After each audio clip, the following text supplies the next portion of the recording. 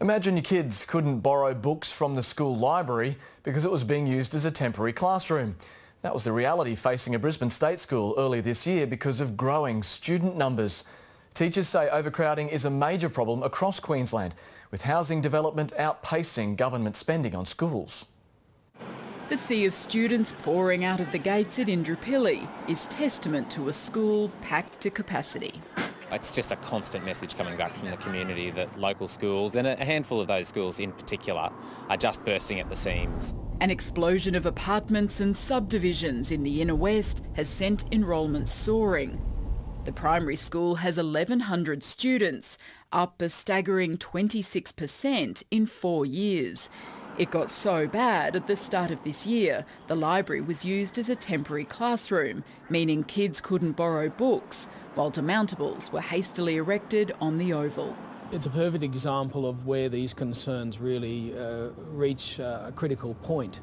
That's not in the students' best interests, and it's really a deplorable situation. In neighbouring St Lucia, Ironside State School is facing similar pressures. It's on a smaller site, yet caters for more than 1,100 students, a 20% increase since 2014. All of the schools in my electorate have catchment management, enrolment management plans in place. So yes, the catchments can shift to deal with it in the short term, but a long-term plan really needs to be put in place. Enrolment pressures are flowing on to Indooroopilly High, where student numbers have jumped 32% in just 3 years. Michael Berkman thinks it's time for a major fix. We're seeing some money going into those schools, but in some ways it's just way too late.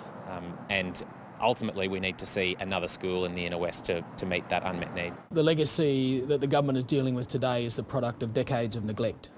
The Teachers Union president warns overcrowding is a statewide problem.